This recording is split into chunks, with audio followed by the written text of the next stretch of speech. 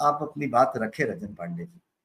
विवेक जी देखिए, बहुत दुखद घटना है और हमारे देश के जो भविष्य है छात्र, किसी के घर के चिराग थे, उनकी इस प्रकार से दुखद घटना में मृत्यु हो जाती है और वो प्रशासन की और दिल्ली सरकार की नाकामियों की भेंट चढ़ जाते हैं। ये उनकी कुर्बानी बहुत ही बड़ी है और इसका इसका जो नुकसान है उनके परिवारों को, उसकी भरपाई कदाचित कोई नहीं कर सकता। लेकिन प्रश्न ये है कि ऐसा हो क्यों रहा है और इसकी जिम्मेदारी किसकी है? मैं समझता हूं विवेक जी, इसमें 302 के तहत और गैर इरादतन हत्या के तहत दिल्ली सरकार के ऊपर मुकदमा कायम होना चाहिए, क्योंकि ये घटना इसलिए घटी है कि वो लोग बेसमेंट में जो coaching institute Rouse I study circle का जो वो लाइब्रेरी है, वो बेसमेंट B2 में चल रहा था। बेसमेंट 2 में भारत ही नहीं विवेक जी, पूरे विश्व में कहीं ऐसी कोई संस्था या ऐसा कोई प्रोविजन नहीं है कि B2 में आप एकोमोडेशन की परमिशन दे। वहां पे किसी भी आदमी को रहने या कार्य करने की परमिशन कोई भी संस्था नहीं दे सकती। ये मानकों के बिल्कुल विपरीत है। नीचे की स्ट्रीट पार्किंग में आप पार्किंग की व्यवस्था कर सकते हैं, स्टोर रूम की व्यवस्था कर सकते हैं, लेकिन किसी को रहने की या काम करने की परमिशन नहीं दे सकते। अगर ये परमिशन राउज स्टडी सर्किल को मिली है तो दिल्ली सरकार ने ये परमिशन कैसे दी? एमसीडी दिल्ली सरकार के तहत है। एमसीडी ने वहां पे बिना जांच किए ये परमिशन उनको सर्टिफिकेट कैसे प्रोवाइड करा दिया? B2 में फायर का जो सर्टिफिकेट होता है, फायर सेफ्टी जो मेजर्स होते हैं, जो फायर सेफ्टी प्रोटोकॉल्स होते हैं, उनके तहत जो सर्टिफिकेट मिलता है वो कैसे प्रोवाइड कराएगा? तो ये सब बहुत बड़ा घोटाला, हजारों करोड़ का घोटाला है। ये हजारों करोड़ का इसमें मनी लॉन्ड्रिंग का काम है। एक बच्चा जो middle class, lower middle class family से आता है, सिविल सर्विसेज का एस्पायरेंट होता है, आप वहां पे 25-25, 30-30 हजार रुपए दे करके कमरा ले रहे हैं, 2.5 लाख रुपए, 3-3 लाख रुपए कोचिंग की फीस दे रहे हैं। ये इतना बड़ा नेक्सस है विवेक जी। कोचिंग का मालिक जो देव गुप्ता है, उसके इतने बड़े बड़े कॉन्ट्रैक्ट्स हैं कि वो धड़ल्ले से सारा काम कर रहा है। B4+ स्ट्रीट बेसमेंट और B2 की जो परमिशन मिलनी चाहिए, उसके अलावा नीचे के बेसमेंट की परमिशन कैसे मिल जाती है? ये इस बात को दिखाता है कि दिल्ली सरकार से इन कोचिंग माफियाओं की कितनी बड़ी मिलीभगत है। और ये दिल्ली का सीन नहीं, ये मैं कहता हूं देश के हर उस कोने की बात है जहां छात्र अपनी जिंदगी भर की, अपने माँ बाप की पूंजी का एक बड़ा हिस्सा लेकर के अपने सपनों को पूरा करने के लिए जाते हैं। ये सिर्फ दिल्ली की बात नहीं है, कोटा राजस्थान और इंदौर गुजरात और महाराष्ट्र, बेंगलोर, जहां भी बड़े बड़े ऐसे शहर हैं जहां पे स्टूडेंट्स का हब है, जहां पे डेलीगेसीज हैं, वहां पे इसी तरीके की व्यवस्था है। सरकारें इस पे क्यों चिंतनशील नहीं है? सरकारें इस पे क्यों मौन है? ये बहुत बड़ा प्रश्न है। और इस नेक्सस को खत्म करने के लिए मैं नहीं ये कहूंगा कि आम आदमी पार्टी को ही करना चाहिए। जहां जहां देश में जिसकी भी सरकार है, केंद्र सरकार भी है, ये शिक्षा माफिया को ही खत्म होना चाहिए। इस प्रकार के बड़े कोचिंग इंस्टीट्यूट्स को एनकरेज करना ही सबसे बड़ा पाप है। सबसे बड़ा नुकसान तो यही है कि हम ऐसी संस्थाओं को बढ़ावा दे रहे हैं, प्रश्रय दे रहे हैं। अगर कोचिंग इंस्टीट्यूट को बैन कर दिया जाए, अगर बंद कर दिया जाए कि ऐसे कोचिंग इंस्टीट्यूट में कोई भी ऐसी एक्स्ट्रा पढ़ाई नहीं होगी, आखिर किसी भी कंपटीशन में, किसी भी सरकारी नौकरी में, किसी भी प्राइवेट नौकरी में मानक क्या है? इंटर की क्वालिफिकेशन है, वो सारे मान्यता प्राप्त बोर्ड है, बेसिक क्वालिफिकेशन तो वही है। ऐसा क्या कोचिंग में पढ़ाया जाता है जिसको पढ़ने के अगर छात्र नहीं पढ़ेगा तो वो सिलेक्शन उसका नहीं होगा? ऐसा कुछ तो नहीं है। लेकिन ये फ्लरिश बिजनेस क्यों कर रहा है? क्योंकि नेताओं का, बड़े अधिकारियों का, बड़े व्यापारियों का पैसा इसमें मिला हुआ है और ये हजारों करोड़ की जो लूट मध्यम वर्गीय और निचले मध्यम वर्गीय परिवारों से हो रही है, ये वो लूट रहे हैं। रजन पांडे जी, चर्चा ठीक है, दूसरी तरफ गई, लेकिन आपके सवाल का यहाँ उत्तर देना होता है। आपने कहा कोचिंग सेंटर नहीं होने चाहिए, प्राइवेट स्कूल भी नहीं होने चाहिए, लेकिन शासन फेल करती है। शिक्षा देना, स्वास्थ्य देना शासन का काम है। शासन की लैब्स होती है तो लोग जाते हैं, पहली बात। दूसरी बात, कोचिंग वाले जबरदस्ती तो बच्चे ले नहीं जाते हैं, या प्राइवेट स्कूल वाले, हमने देखा है लाइन लगा करके लोग एडमिशन लेना चाहते हैं। बात तो फिर इसी समाज की है। तो जो विवेक जी, मैं वही कह रहा हूँ, अगर इस व्यवस्था को हम डिस्करेज करेंगे तब वो व्यवस्था खत्म होगी। अगर हमें ये लग रहा है कि हमारा जो कंपटीशन का स्टैंडर्ड है वो स्कूल के स्टैंडर्ड से तालमेल नहीं खाता, उससे बहुत ऊपर है, तो कोचिंग की तरफ तो भागेगा ही आदमी। और ये आप समझ लीजिए कि ये सारा सिस्टम है, ये बहुत बड़ा नेक्सस है कि कोचिंग सवाल वो पूछे जाएंगे जो कोचिंग में पढ़ाए जाएंगे। लेकिन विवेक जी एक चीज और मैं इसमें जोड़ दूंगा आपको, विवेक जी एक चीज और सुन लीजिए कि ये जो 12 बच्चे खत्म हुए, 3 का आंकड़ा तो सर ये मीडिया दिखा रहे 3-4 का, लेकिन यहाँ पे 10 से 12 बच्चे, मेरे भी रिसोर्सेज है जिससे जानकारी मिली है, 10 से 12 बच्चे खत्म हुए। हाँ, इससे मुखर्जी नगर में बच्चों ने छत से कूद के जान दी थी, कूद के अपने आप को शिक्षा संस्थान, जो केरल शिक्षा संस्थान था, पिछले साल की बात है। दिल्ली सरकार वहां पे क्या कर रही है, जो वाटर लॉगिंग की समस्या, जिस वजह से पानी भरा बेसमेंट में, आप अंदाजा लगाइए कि 10 मिनट के अंदर 15 फीट पानी बेसमेंट में भर जाता है। क्यों भर जाता है? इसलिए भर जाता है क्योंकि दिल्ली सरकार का एक टेंडर हुआ था जिसमें पुरानी सीवेज लाइन्स को खत्म करके नई सीवेज लाइन डालनी थी। दिल्ली सरकार ने पुरानी सीवेज लाइन्स को नहीं हटाया और नहीं डाल दी, पुरानी सीवेज लाइन्स ही ब्लास्ट कर रही, नई सीवेज लाइन जो डबल पड़ी हुई है वो ब्लास्ट कर गई। वो वॉल फटा हुआ है, उसकी वजह से पानी एकदम से उसके अंदर फ्लो कर गया बेसमेंट के अंदर। दूसरी चीज, वहां पे बच्चे जो 3 डूब के मरे हैं और 8 बच्चे इलेक्ट्रोक्यूट हुए हैं, बिजली के शॉक से मरे, जो पानी में करंट दौड़ गया। कोचिंग के बाहर आप देखिए तार खुले पड़े हैं, नंगे तार पड़े हैं। दिल्ली सरकार क्या कर रही है? कोचिंग तार इस तरह जो बिजली फ्री रहने की बात करती है, वो तारों की व्यवस्था नहीं कर सकती। तारों को वहां पे आर्मर्ड वायरिंग होनी चाहिए। आपका आरोप लगाना बनता है। वहां के स्थानीय लोगों ने, कोचिंग से वहां के स्थानीय लोगों ने और छात्रों ने आम आदमी पार्टी के विधायक दुर्गेश पाठक को सैकड़ों ज्ञापन दिए कि आप यहाँ पे वाटर लॉगिंग की व्यवस्था खत्म करिए, लेकिन नहीं सुना दिल्ली सरकार ने। अगर चीफ सेक्रेटरी को मालूम है तो उसको विभागों को निर्देशित करना चाहिए, सील करना चाहिए, एमसीडी को जाकर कोचिंग सेंटर सील करना चाहिए। पिछले साल आपने नोटिस दिया, फिर कार्रवाई क्यों नहीं करी? मोटा पैसा पहुंच गया होगा, आपने कार्रवाई नहीं करी। मोटा पैसा क्या है? गाय काटने वालों से भी मोटा पैसा खाती है और सारे मोटा पैसा ले लिया, वो देव गुप्ता से मोटा पैसा ले लिया और कोचिंग को छोड़ दिया। आम आदमी पार्टी नहीं खाती। अभी एक हफ्ते पहले पटेल नगर में एक लड़का मर गया, बिल्ले नंगे तार पानी में गिर के उसकी वजह से उसकी मृत्यु हो गई। कौन जवाब देगा?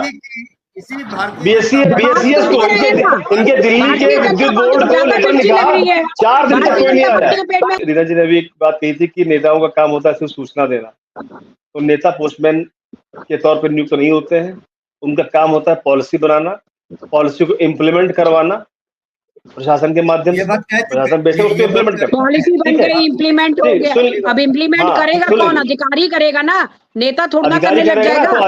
एडमिनिस्ट्रेशन तो नहीं आएगा ना, एडमिनिस्ट्रेशन अधिकारी मिनिस्ट्री के अंदर में काम करता है ना, तो अधिकारी मिनिस्ट्री के अंदर में काम करता है, तो इसका मतलब आपका मिनिस्टर काम नहीं करना चाहता। कुछ आपके पास है पावर, तो मिनिस्ट्री आपकी है, एमसीडी आपके पास है, आपके एमसीडी के कर्मचारी काम नहीं करते, कार्रवाई आप क्यों नहीं करते हैं? काम कैसे एमसीडी करेंगे के कर्मचारी आपके काम नहीं कर रहे हैं, तो आपने क्यों नहीं कार्रवाई करी? दिल्ली को सरकार को, जनता के द्वारा आपकी शैली ओबराय, एमसीडी की जो चेयरमैन है, जो महापौर है शैली ओबराय, उन्होंने मानसून के 15 दिन पहले स्टेटमेंट दिया था, उठा के देख लीजिए, उन्होंने 15 दिन पहले स्टेटमेंट दिया था। बिहार में स्टेटमेंट दिया था कि दिल्ली की जनता इस बार 15 दिन पहले उन्होंने कहा था कि दिल्ली की जनता इस बार मानसून को एंजॉय करेगी, दिल्ली की जनता इस बार मानसून के वेदर का मजा लेगी। ये मजा ले रही है, यही मजा देने के लिए आपने कहा था। आपने कहा था कि दिल्ली के सारे नाले और सारी सड़कें दुरुस्त है, सारी नालियां, सारी सीवेज दुरुस्त है। ये दुरुस्ती कब किया? बिहार में क्यों नहीं? जिस घटना हुई है उस क्षेत्र के स्थानीय निवासियों ने, कोचिंग इंस्टीट्यूट के लोगों ने भी पाठक को ज्ञापन दिया, सैकड़ों एप्लीकेशन है, मेरे पास भी कुछ कॉपीज है, पाठक ने क्या किया मुझे बताना है, मुझे बताइए, ये जवाब देंगे। दुर्गेश पाठक जो आम आदमी पार्टी के विधायक हैं, उन्होंने उन एप्लीकेशन पे कौन सी कार्रवाई कराई? एमसीडी से वो कार्रवाई करवा सकते थे ना, नहीं करवाई उन्होंने। और आप मुझे बताइए विवेक जी, संविधान में या न्यायपालिका में या कार्यपालिका में कौन सा प्रोविजन है जो एमसीडी काम न करे तो सरकार को गुस्सा देना चाहिए? बता दीजिए मुझे। पीछे से दिल्ली सरकार में ऐसा नहीं कि एग्जीक्यूटिव में, जुडिशरी में नालों की सफाई बराबर हुई है, नालियों की सफाई बराबर हुई है। कि अगर आपका महानगर समाचार भी बने, आपकी महानगर पालिका काम न करे तो केंद्र सरकार उसे गुजरात करके काम करने के लिए बताइए, कोई प्रोविजन बता दीजिए। दिल्ली में आम आदमी पार्टी की सफाई हुई है, हरिद्वार की आई है, पार्क अच्छे बने हैं, फुटपाथ अच्छे बने हैं, हरियाली फैली है। अगर सड़क पे पानी खड़ा है तो एमसीडी तो 15 साल से आपकी भी थी, नालियां क्यों नहीं आपने ढाल के क्यों नहीं काम किया आपने? नाली की सफाई काम किसके पास है? कर रहे हो, आम आदमी पार्टी के पास है ना, क्यों नहीं करती वो काम? आप खुद जाए, क्यों नहीं अपनी गलतियों को नहीं सुधार रहे? आप ये बताइए, 3 दिन हो गया है, 3 दिन हो गया है, 10 अच्छा दुर्घटना की मौत हो गई। आम आदमी पार्टी का कौन सा विधायक वहां पे गया है?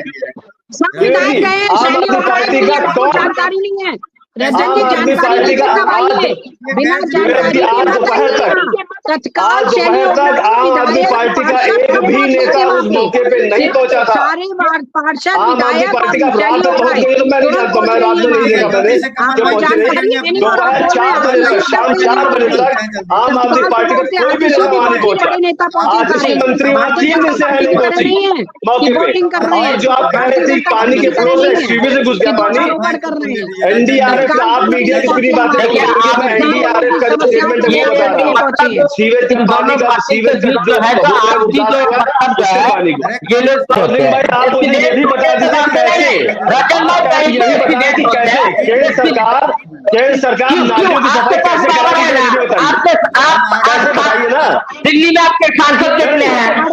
दिल्ली में आपके सांसद कितने हैं? क्या कर रहे हैं? और व्यवस्था में तुरंत, जैसा रंजन भाई बोल रहे हैं, झूठ बोल रहे हैं कि वहां कोई नहीं पहुंचा, तत्काल प्रभाव से आतिजी, शैली ओबराय, पार्षद और विधायक वहां पे तत्काल प्रभाव से जैसी दुर्घटना हुई थी पहुंच गए थे, उपस्थित हो गए थे। तो इसीलिए भारतीय जनता पार्टी की तरह नहीं है कि कोई भी सांसद वहां नहीं पहुंचा, भारतीय जनता पार्टी का एक भी सांसद वहां नहीं पहुंचा। वो ताली बजा रहे थे, देश की जनता रो रही है और वो ताली बजा रहे थे। देखिए वीडियो है, आपके पास नहीं है, आपकी जानकारी लीजिए, तत्काल प्रभाव से खबर हुई है वैसी पहुंच गई है वहाँ पे। वीडियो मैं क्यों दिखाऊं, यूट्यूब चैनल की डिबेट है, यहाँ वीडियो नहीं दिखा सकते, इनको दिखाऊंगा तो विवेक भाई दिखाएंगे और ये सारे न्यूज चैनलों में आ रही है। कोई नई बात नहीं है, आपके पास रंजन भाई पूरी जानकारी नहीं है तो तत्काल प्रभाव से ये लोग पहुंच गए हैं और उसके कार्रवाई की जा रही है। कोई नहीं पहुंचा। विवेक जी आगे आओ तो बोले जी। देखिए आरोप लगा रहा है तो सबसे आसान काम है, आपकी सरकार जिम्मेदार है, आपकी सरकार जिम्मेदार है, आपके कितने लोग वहां पहुंचे? आप इतने गर्व से, इतने घमंड से, इतने कॉन्फिडेंस से कह रही है कि आपकी आतिशी जी, शैली ओबराय जी, पार्षद पहुंचे, तो जरा वीडियो दिखा दीजिए। विवेक जी आप भी साक्षी इस चीज के हैं, इस स्टेटमेंट के, आप बताइए आपने देखा कौन पहुंचा वहां पे? कोई व्यवस्था बना सकते विवेक जी आप बता दीजिए, आप एंकर हैं, इस शो का होस्ट कर रहे हैं, आप बता दीजिए कल वहां कौन पहुंचा? के जो है गृह मंत्री आज दोपहर से कौन पहुंचा वहाँ पे? हमारा मुद्दा ये है ही नहीं, में कितने आपके गृह मंत्री और प्रधानमंत्री अनर्गल प्रश्न उठाए जाएंगे तो सवाल तो जवाब देना पड़ेगा ना।